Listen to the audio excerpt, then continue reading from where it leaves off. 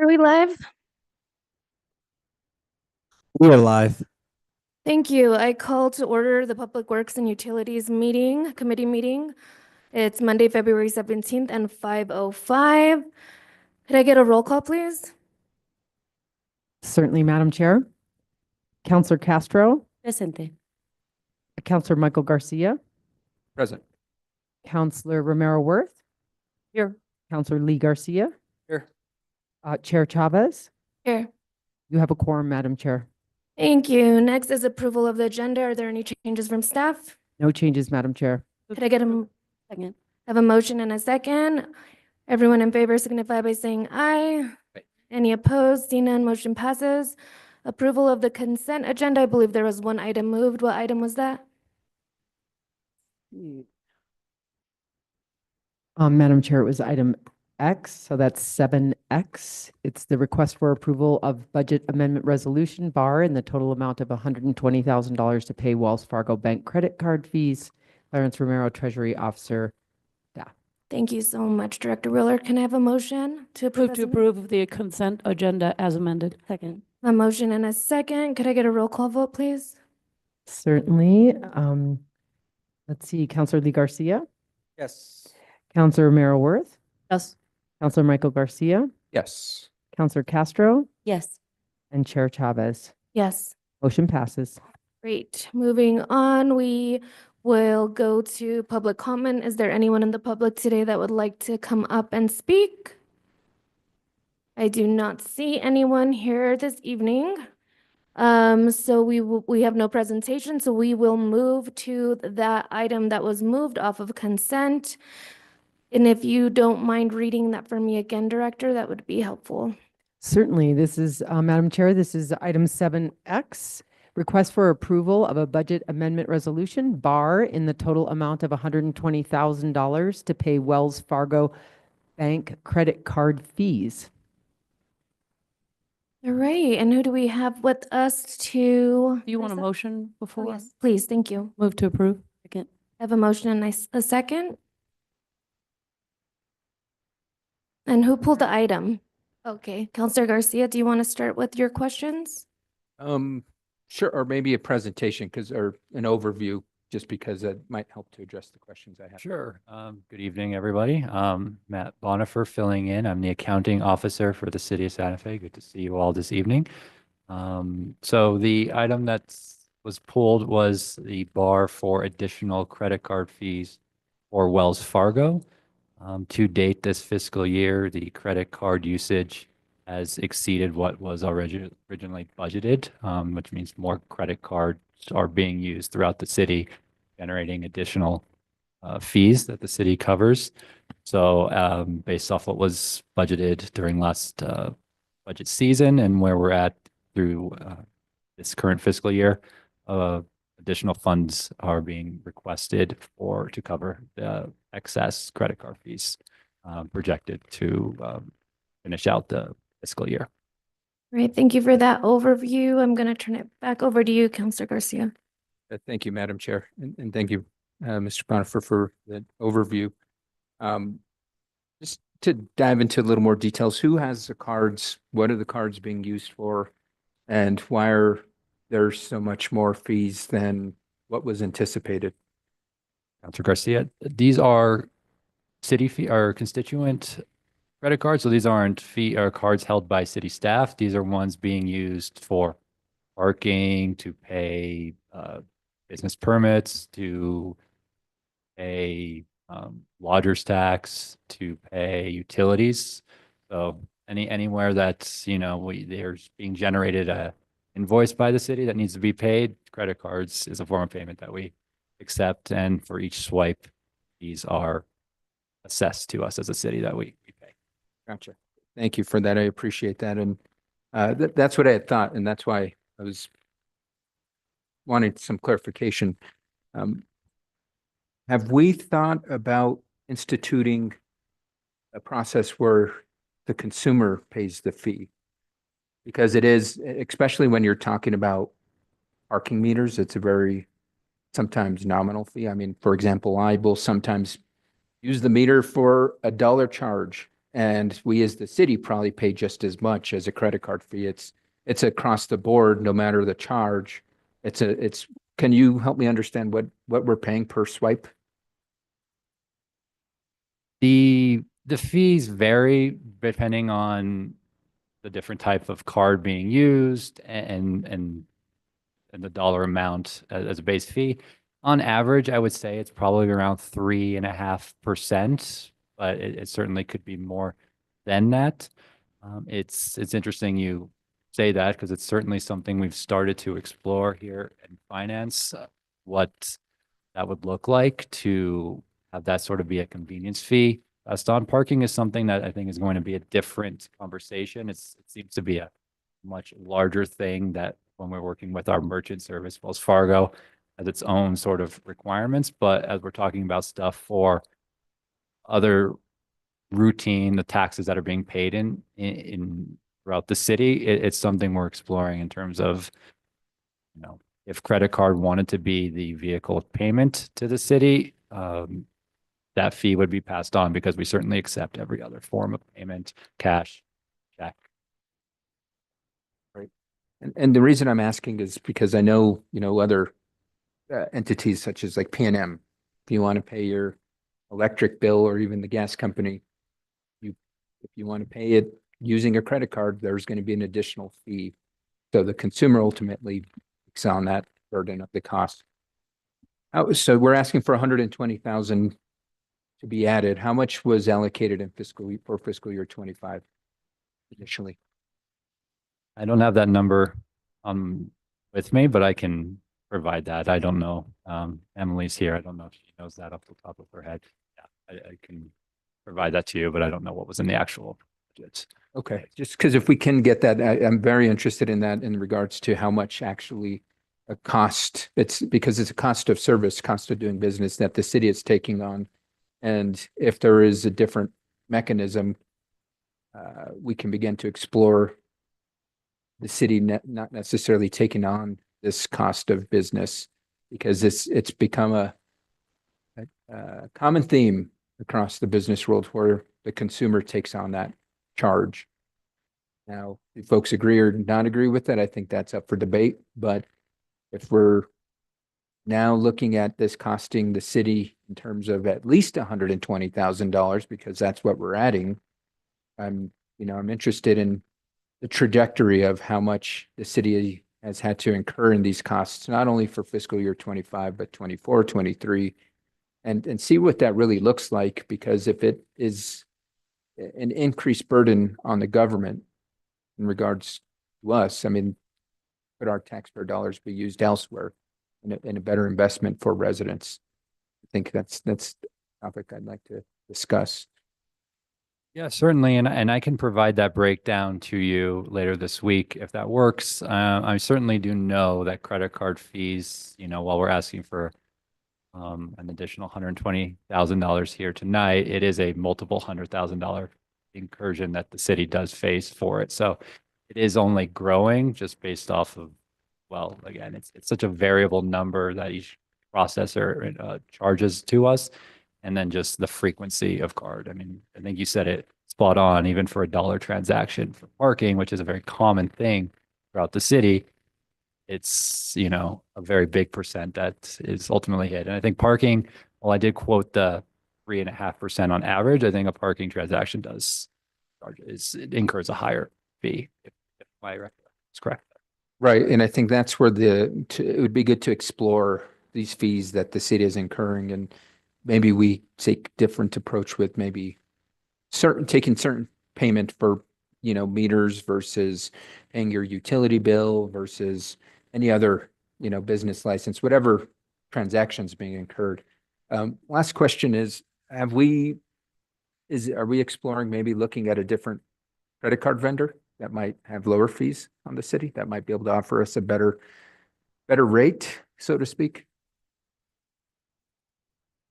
At this point, we're not. We have a contract in place with Wells Fargo, which is our merchant of record for it. I do not know at this offhand how long that contract extends through, but I think we're at least limited in terms of what we can be banking and processing through, at least for the size of what the city. So I can get an at least clarification in terms of the duration left on that for what would leave us an opportunity for exploration on that. Okay, if we can get that info, just because it's always good to have our options open. If there is another vendor we can go with that ultimately benefits the city and the residents as well, right? Because even though, again, even though the city's incurring the cost, it's still taxpayer dollar that's, those taxpayer dollars could be spent elsewhere. So with that, thank you for the clarification, and I look forward to getting the additional information. Appreciate it. No other questions, Madam Chair. Thank you, Counselor Garcia. I have a motion and a second. Could I get a roll? There's I'm more sorry. questions. I'm sorry. Go ahead, Counselor. I just have a quick follow-up on that. So the Wells Fargo contract is not just for credit card fees. Am I correct in that? Or is it the one you're speaking of is because there are, I forget how we refer to them. They are our, They are our merchant of record. So they are our Citibank. They're the ones who have the, but they do more than just run the credit cards, right? no, they are who we do our banking with in terms of processing all city deposits and transactions. Right, so that contract is a lot bigger, and I think we've had conversations, if not in this committee, I think at finance and maybe at even governing body, about how it would be really difficult to change from them because of the things that the city needs, and there aren't many banks that can provide it. And so I think that there's a few more, if I recall, there's a few more years left on it. I don't think it's like 10 years, but there are a number of years still left on it, but it's a much bigger contract than just handling credit card transactions, I think. That is correct, yes. Okay, that's all I have. Thank you, Madam Chair. Thank you, Counselor Marworth. Counselor Lee Garcia. Madam Chair. Yeah, I'm very familiar with credit card banking and all that stuff in, my own personal business, but I think it gets very complicated because many times your bank of record isn't necessarily the processor. In this case, it sounds like it is. They are, yes. Right. And so a lot of times also what gets complicated is that our softwares, depending on how that's processed, when somebody goes on the website and pays, I think that's where, just say, for example, you go to the motor vehicle, you pay a convenience fee for using your credit card. And so, I deal with this on a daily basis. You have some cards that don't charge anything, debit cards, so on and so forth. And then you have Visa cards, Discover cards, American Express, and they're all different tiers. And so I think that one of the challenges in all this sometimes is, do you just raise rates for everyone and then not charge a fee? Then you incur these costs, or do you just only charge the people who are utilizing these cards?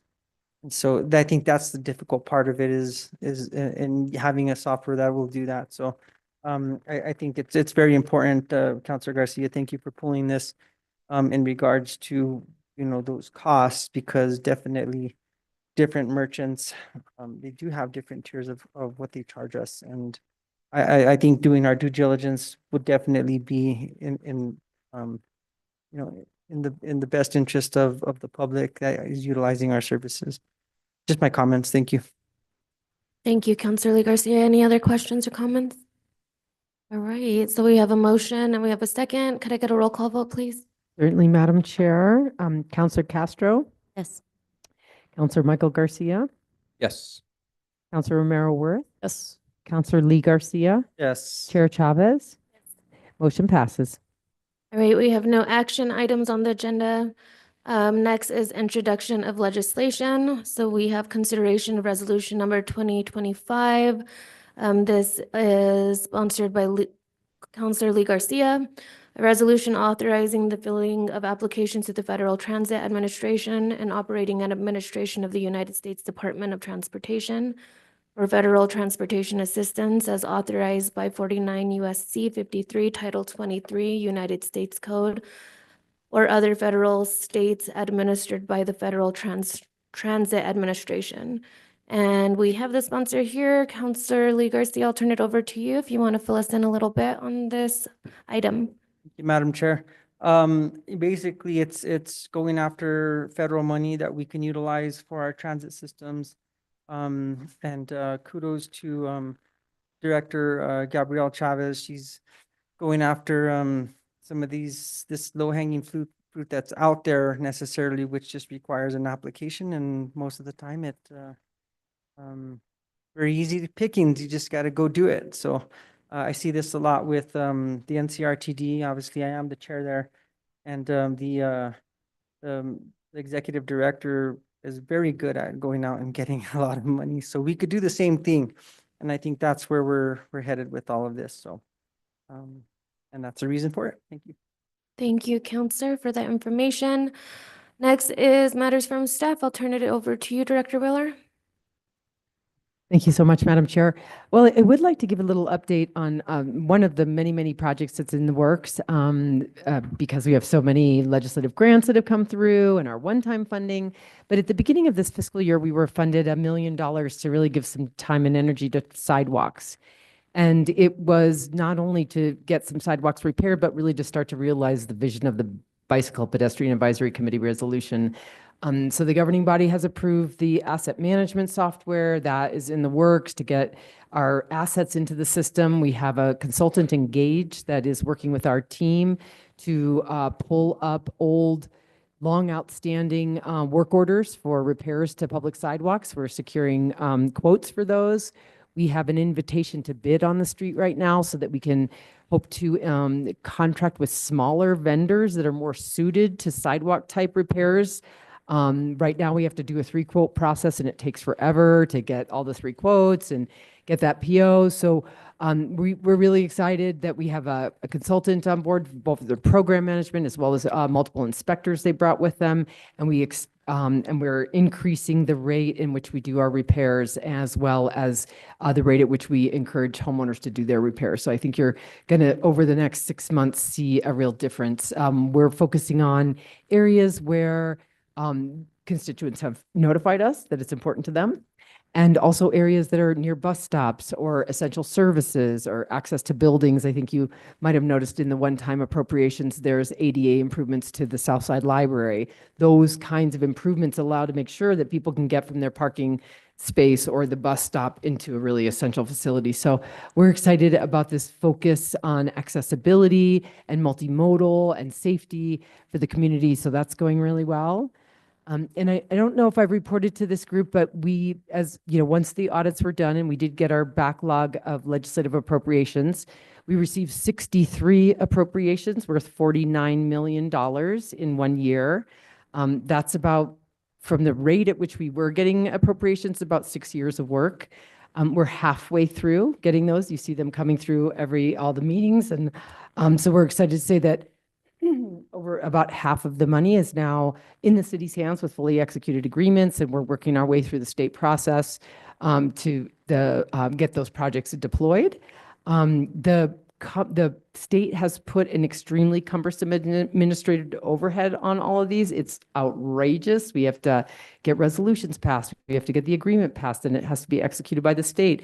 Then they send it back to us, and we have to get a notice of obligation, and then we can finally. So it takes months and months, but the team is seeing the money coming, doing procurement in advance. So as soon as we do get the money into budget after it's approved by everybody and the notice of obligation is issued, the projects are moving. So there's a lot of really great work that people will be seeing from this windfall to the city. And I think soon I'll be giving a full update to the governing body about the exact status of all of those grants, but I wanted to give the Public Works Committee some insight about that. Thank you so much. Great, thank you, Director Wheeler, and thank you for that work as those funds are made available. Director Roach. Madam Chair, thank you, and members of the committee. Just wanted to give you a quick update that you also should have received by email today, just to let you know that Las Vegas, New Mexico is again struggling with their water system, and they have again reached out to the city for assistance. This request comes at a good time for us in terms of demand. We're in a low demand period of the year.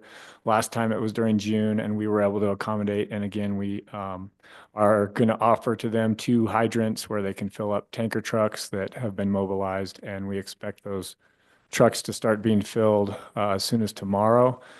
And they are requesting up to 400,000 gallons per day. I would be surprised based on what happened this summer that if they're able to take that much. But that represents a little bit more than 5% of our demand right now. And so at this time of the year, it is something that we can handle. Great, thank you. I think it's important that we help our neighbors when we can, so thanks for the update. Next is matters from the committee. Are there any matters? Great, and matters from chair. Our next meeting is March 3rd. Thank you all for being here tonight. Have a good one.